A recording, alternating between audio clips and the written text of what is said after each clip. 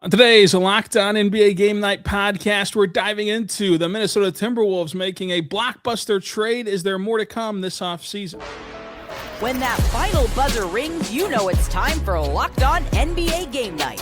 All the post-game reactions to every game across the league, every single night, with insights only the hosts at Locked On can provide. It's the true NBA fans' one stop for all the action. Every game, every night. It's Locked On NBA Game Night. Tipping off now. Let's get it going on the Locked On NBA Game Night podcast on the Locked On Podcast Network, your teams every day. I'm Rylan Stiles, host of Locked On Thunder. That's Danny Cunningham, host of Locked On Cavs. We're diving into the NBA offseason that continues to roll on. Danny, we saw a quick trade, really. The reports that came out Wednesday night into Thursday morning about LaMelo Ball, and then boom, he was on a new team. The Timberwolves trade for LaMelo Ball and add him to their Western Conference roster. Obviously, the Timberwolves have lost Naz Reid in this trade. They traded Julius Randle earlier in this week, but they net LaMelo Ball, a stunner, really, Danny. I don't think anyone had a LaMelo Ball trade on their bingo card as this blockbuster move kicks off the offseason. Does this sway your opinion at all on Minnesota and their contention status in this loaded Western Conference? A little bit. I like this move for Minnesota more than I thought I would. And I have been somebody that has admittedly been a LaMelo Ball skeptic throughout his time in the NBA. Like, I have thought often that he's not a winning player, that, he's more about the highlights than the wins. Like, I've thought all those things. And I think at times that hasn't necessarily been incorrect. And then I do think he did a much better job this past season. One, staying healthy, which is a really important thing. Like, I think he played 72 games this year compared to like maybe not that many combined in the 3 years before that. And I think the fact that the Hornets had a good team around him, like, allowed him to amplify others. And one of the things that I still believe in LaMelo Ball, and I think I've learned from some other situations that has kind of impacted my thinking as far as this move goes. I don't think LaMelo is a guy that is built to be the face of a franchise. And you might like think about that and be like, how is that true? Like, I don't know how many guys are better ticket salesmen in the NBA than LaMelo Ball, like the showman that he is. But I don't think that he is built to do all of the things that you need the face of a franchise to do in order to be a winning franchise, in order to be a stable program. I don't think that's who LaMelo Ball is. What I think LaMelo Ball can do is go to Minnesota and make Anthony Edwards better and make that team better, because he's no longer tasked with being the guy. Now he's a piece of what should be a really good team.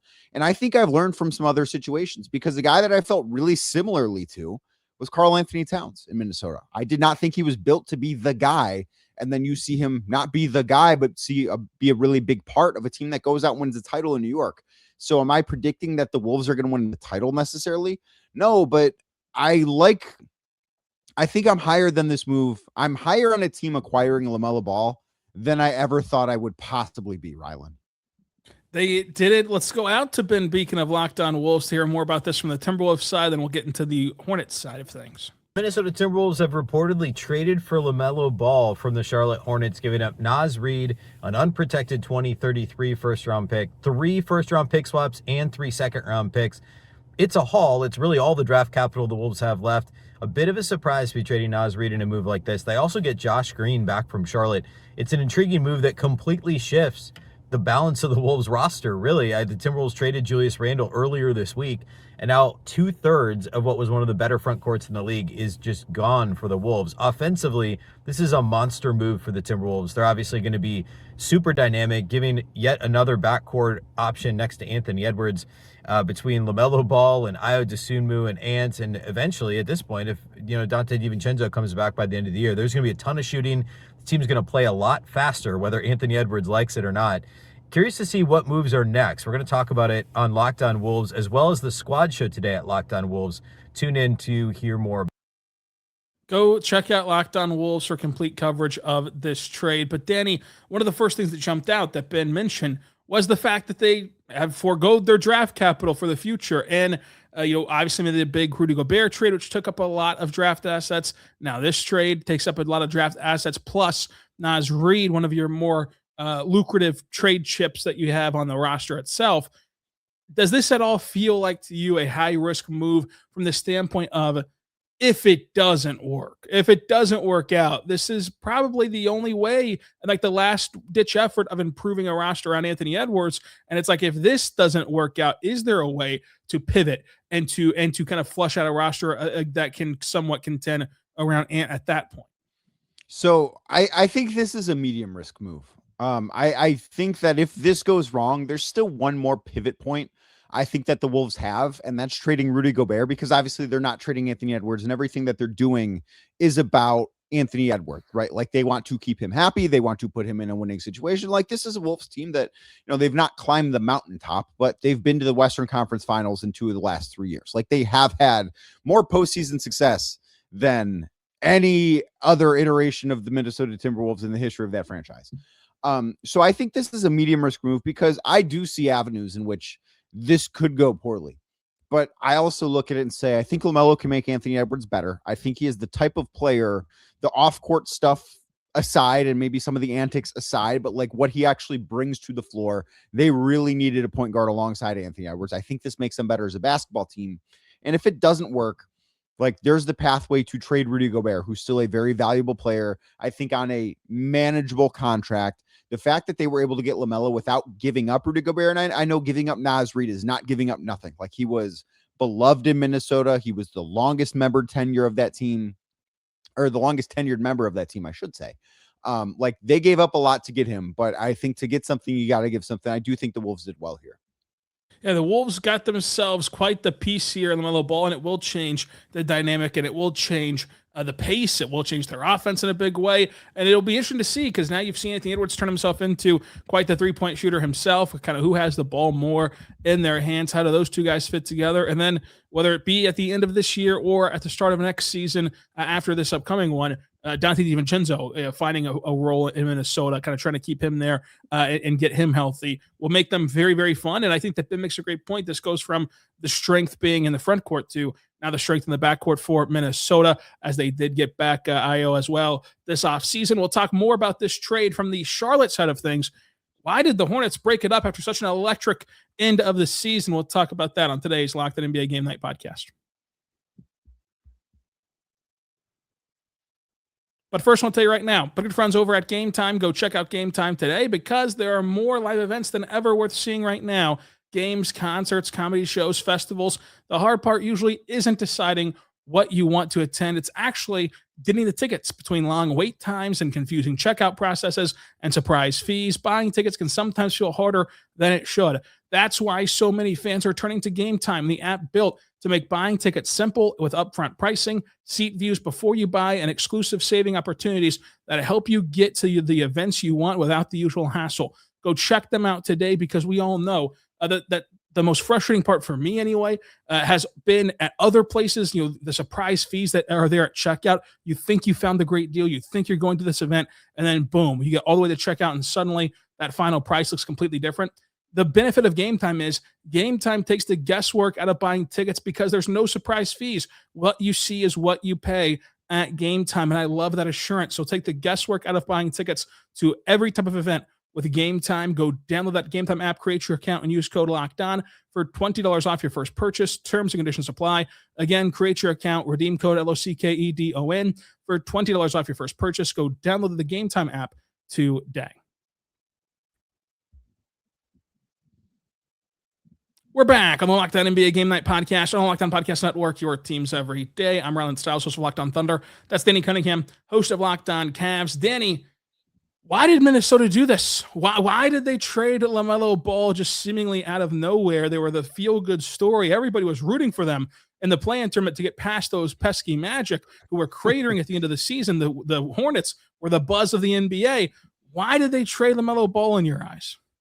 So I think that this was, and I don't know the best way to phrase this, but I almost feel proud of the Hornets for realizing, okay, what we did was really, really good. And it was impressive. They were a juggernaut from, I think it was January 1st, or maybe it was sometime in December on. They were legitimately an awesome team for most of last season.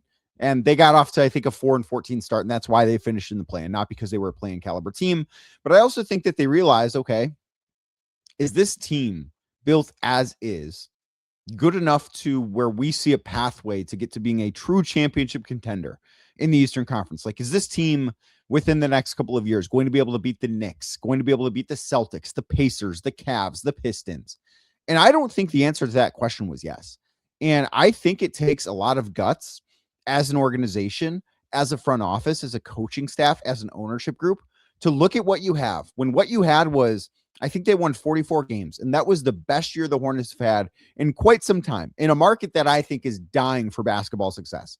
And they say, you know what? Maybe it's best if we take a step back in hopes to take 3 steps forward 2 years from now. Because like I mentioned in the first segment, from the Minnesota standpoint, I don't think LaMelo is the guy.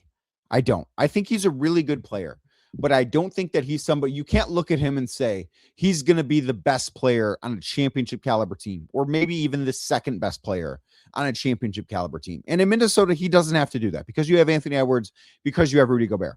But what was Charlotte's pathway to him being the second or third best player on that team, or the second or third most important player on that team? Well, you needed Con Knipple to continue to get better. I think Con is going to be awesome. But after that, I think it's a little bleak. Like, it's not going to be Miles Bridges. Maybe it'll be Brandon Miller, but I'm not positive about that. So I think that they looked at their situation realistically, and they want to lean into this young core that was maybe not all of the reason why they were as good as they were, but certainly the backbone as to why they were as good as they were last season. I think that's a really respectable and commendable thing to do. And I think that Charlotte's future, while maybe didn't get maybe their win total isn't going to be quite as high when our friends at FanDuel come out with the over-unders for this season, for this upcoming season. But I think their future actually got a little bit brighter when they said yes to this trade. Yeah, and I like the way that you put that. I think that with Charlotte, they are a team that this front office has made such incredible moves, and it would have been easy to kind of sit there and say, you know what, after all of the downtrodden years in Charlotte, let's just have some stability of being a fun team that people like, that people rally behind, that will probably make the playoffs if they would have kept it together. Let's just kind of ride this out for a little bit. Yeah, they're not contenders. Yeah, they're not really going to win a championship, but just that stability, it equates job security. It equates a vested interest from your community. But this front office, hasn't really even gotten their chance yet at truly rebuilding Charlotte and truly changing things around in their image. And when they have put their fingerprints on this roster, that's where they found the most success. And so, yeah, taking a step back to take 2-3 steps forward is a good idea for Charlotte, especially because we're looking at these new lottery rules, Danny, the 3-2-1 format. And there's a lot of teams we've talked about in the tones of like, this hurts them. It's like Chicago. They finally pick a direction. They're no longer going to be stuck in the middle. And now you get rewarded for being in the middle. Why now did you pivot if this was the rule that you knew was going to happen? Where Charlotte, it's like, I think that Charlotte's going to be in the middle. I think that Charlotte's going to be in a middling team, which actually gives them the ability to get a guy in the top of the draft. And like, this couldn't have happened at a better time for them with the foresight of what these new lottery rules are going to look like. The Hornets are not going to be bad. Like, they still have talent on that team just because they traded LaMelo. And I know that a lot of their advanced metrics, their offense kind of cratered when LaMelo wasn't on the floor this past season. And he is legitimately an offensive engine, but they still have a lot of talent on the team. We'll see what happens with Miles Bridges. Maybe he's somebody that they look to move on from as well this summer. We'll see if they want to keep Naz Reid around, which is something I think they should be interested in doing. I think Naz is awesome, but look at their young core. Moussa Diabate, Sion James, Con Knipple, Brandon Miller. Like, they've got a lot of young, exciting talent. And do they have that 1A guy, right? Do they have that guy that you can say he's going to be first or second team all NBA every year? I'm not so sure that they do, but they have a lot of other guys. Like, could I see Con Knipple making a couple of all-star teams? I could. Could I see Brandon Miller making an all-star team here or there? I could. They're still searching for that guy. And I think it's a much better way to go about things, realizing we've got a guy that kind of looks like the guy, but isn't the guy. It's much better to get what you can for him when his value is high, especially when he, in LaMelo Ball's case, has had as many injury issues, right, throughout his career. It's so much better to move off of that when you get the opportunity to do so, rather than let him pretend to be the guy, because then you ultimately go nowhere, right? How many franchises have we seen where they pick the guy to be the guy and the guy's not really the guy, and then it doesn't work out and you don't get past the second round? I think that you could argue that's the future that the Hornets were heading down. And I think it was wise to get off of that path. Yeah, and I think that this was selling high to steal a quote from Daryl Morey, but like legitimately, where it's like the health and the statistics and the impact, it all was at its best this year for LaMelo Ball. And the sad reality is, you can't bank on that happening again in 2 or 3 years. Whenever you might want to pivot off him at that point, because I think that it was not a question of if Charlotte would have to move on from LaMelo Ball in the sense of like to get to being a title contender, like you're saying, but a matter of when. And now's as good as time as any because of the new lottery formats that we touched on. It also lets you rattled off all those young names that they have in the fold, and they're a lot of fun, exciting players. They're really good. It lets you play them for 82 games of stress-free basketball because, again, you actually want to get to the middle. You actually want to get not at the bottom of the barrel in terms of incentivizing you to get the top talent in the draft. And so these guys can play a full 82 games and see what they can do. And maybe they overperform, maybe they slightly underperform, but I don't think that they're going to bottom out, which is going to keep them in that sweet spot. So let me ask you this, because you brought up the quote. Who sold higher, Philly on Jared McCain or Charlotte on LaMelo Ball? I think that Charlotte on LaMelo Ball sold higher because they at least they got Naz Reid, right? And then they got the draft assets. And like Naz Reid could still turn into something for Charlotte. Not even really even talking on the court, but like at the deadline, like contenders are going to want Naz Reid, I think. And it's like then you can add that to your asset pile. Whereas, Philadelphia got really nothing. I mean, they got a mid-20s pick from OKC via Houston for Jared McCain, and that's kind of it. A lot of second-round picks as well. 3 second-round picks, but like, that's really it. Charlotte got the draft haul from Minnesota to tap them out of their draft compensation, and then they also got Naz Reid, who can parlay and flip them into at least a couple seconds, if not another first or two. Like I would bet at least another first. Least another first. I think Naz Reid was. I think. Had more teams known Naz Reid was available, I think there would have been offers pouring into Minnesota. Like I think the Wolves, I think the league as a whole is a big fan of Naz Reid, and they should be. He's an awesome player.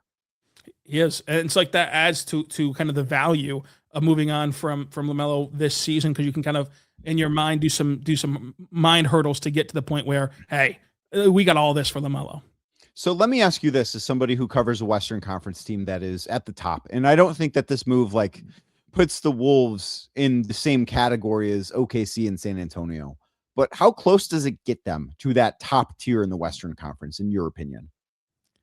It gives them a path because of the fact that, like, sometimes, and you know better than most, I heard you on the NBA Finals watch parties. Like, this 3-point shot variance is just such a unique wrinkle where it's like, what if LaMelo and Ant just go in a series, a best of 7 series, and they shoot 42% from 3 each, and they have high volume, and they just beat a team that opponent's better than you. Oklahoma City's better than you, San Antonio's better than you, but like they just beat them because those two teams cannot shoot and keep up that pace that those two guys can. Not to mention if you have Dante DiVincenzo healthy, or if you have Io hitting, or whatever the case is, like it gives them the flexibility there.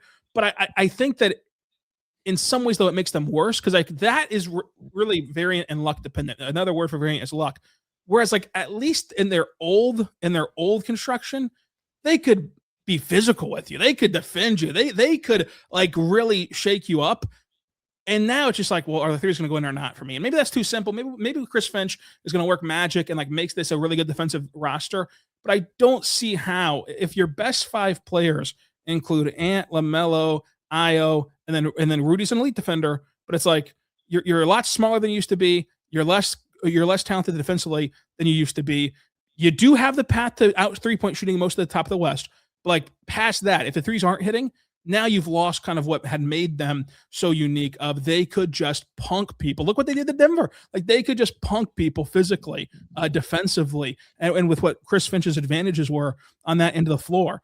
And now you've lost that ability to where it does, I think, kind of lessen their impact as a contender status because it makes it more variant dependent on 3-point shooting. Right. And I think that the thing that the Minnesota Timberwolves have lost, and I guess this is all one trade because it's being folded into the Julius Randle deal that happened prior to the draft. They've lost a lot of strength. Like Naz Reid was a strong dude. Julius Randle he had his warts as a player, but he was a strong dude. And Anthony Edwards, strong dude. Rudy Gobert, strong dude. But they don't necessarily have those same guys. And I really wonder. And the offseason's not done. Like the Wolves need a starting power forward still, at least in my opinion. Could they move Jaden McDaniel short? I think that'd be a mistake. I think their best version would to have a starting small forward, have McDaniel start at the 3, bring Io DeSumo off the bench, start LaMelo and Anthony Edwards, and then obviously Rudy Gobert as well. But I see a world where they're going to be relying a lot upon Dante DiVincenzo, who's going to be coming off of an Achilles surgery. And that's a dangerous place to be. It is dangerous to be for sure. And now coming up, let's talk about, is there going to be more blockbuster moves? Kawhi? Jaylen Brown? Isaiah Joe got moved, but is that a blockbuster? Is that a blockbuster? It's direct to DVD. It's direct to DVD. The Isaiah Joe trade to Detroit coming up. But first, one today, right now, my good friends over at Odoo, folks, go check them out today, because running a business shouldn't feel like you're trying to connect a bunch of systems that never are designed to talk to one another, work together. One app for accounting, another for inventory, another for sales, and somehow none of them talk to each other. That's where Odoo comes in. Odoo is an all-in-one business management software that brings every part of your business together in one powerful platform, from sales to accounting to investors and marketing. Everything works in one place, helping your team move faster, stay organized, and focus on growing the business instead of managing software. The best organizations know that success isn't just about talent. It's about having everybody work toward the same goal. And that's true in sports, just like it is in business, folks. You look at the Minnesota Timberwolves trading for LaMelo Ball. Like, they analyzed that move. They understood, everyone understood the move from a sense of draft capital giving up, from the sense of the salary cap sheet, the sense of what they think that it adds on the court. They looked it over. They all talked to one another from all corners of the organization, and it wasn't reactionary. It was a vision that they stuck to and had a game plan for, and they had that results executed for them to get that player by using the same playbook. So great organizations win because operations matter, and that's why you should get Odoo. Try it for free today at odoo.com/lockdown. That's odoo.com/lockdown. Go check them out today. We're back on the Locked On NBA Game Night Podcast on the Locked On Podcast Network, your teams every day. I'm Rylan Stiles, host of Locked On Thunder. That's Cindy Cunningham, host of Locked On Cavs. Danny, my Thunder traded Isaiah Joe to the Detroit Pistons for a couple second-round picks. Really, this was for the right to save money. But they did get second-round picks in the fold as well. I was surprised it was only 2 seconds. I thought they could have got more for Isaiah Joe, man. Like, he's a nice player, and he's a really good redemption story after somebody who, bounced around the league a little bit. I was surprised that they didn't get like 4 or 5 second-round picks for him. I thought that this was a great deal by the Pistons. They need shooting. Now, I don't think that this is like, Trajan Langdon in Detroit should be like, I got a shooter. We're done. We're good. See you next fall. Like, the Pistons, I think, still have a lot of work to do. I think this is a really nice deal for the Pistons. I was surprised the Thunder couldn't get more. Yeah, I think that when you look at it, we're going to get to the Detroit because I love this move for Koo and the Pistons. But from the Thunder standpoint, it was a career high season for Isaiah Joe. And it's a team friendly contract in general. So like that, not getting more than 2 second-round picks on the surface does hit the ears funny, but not having to take back any salary. And now with these moves of Wiggins and Joe being gone, saving over $100 million in tax bill, while picking up 2 seconds, I think that the lack of incoming salary in this trade limited the draft assets. And honestly, the fact that they were able to just send Isaiah Joe without any assets attached to him, given their lack of leverage. Because like you look at the Thunder roster, everybody knows they need to save money and they need to clear roster spots. They checked off both those boxes and got paid to do it. Meanwhile, you look around the rest of the NBA, how many guys are we seeing and how many guys will we see in the coming weeks that they get moved and teams have to pay to move off from them? And I think that goes back to the original contract that Wiggins and Joe both signed, where they made it so team friendly that they were so movable that even though it's not conducive to Oklahoma City to keep those team-friendly deals, it is welcomed by teams like Detroit who have the space to absorb them to go and get them that way. And then for Detroit, look, Isaiah Joe, fantastic floor raiser in the regular season. Like, this is a guy who can do a lot in regular season basketball to help you win. He's a good enough defender in the regular season to really make an impact. And then offensively, man, can he light it up from 3 in transition, coming off DHOs, relocating around threes was a big improvement for his game this season. Plus, he's shown the improvement of being a live dribble passer and kind of getting into that mid-range area and even getting to the rim at times. Regular season, fantastic move for Detroit. And I understand that there's going to be question marks around, well, can he play in the playoffs? Because the answer for Oklahoma City was no. However, I like this bet by Detroit because in my eyes, you're betting on the fact that like Oklahoma City is the worst spot for typical role players. And in the sense of, Danny, every year in the playoffs, we talk about role players play better at home. Role players need to be comfortable to play well.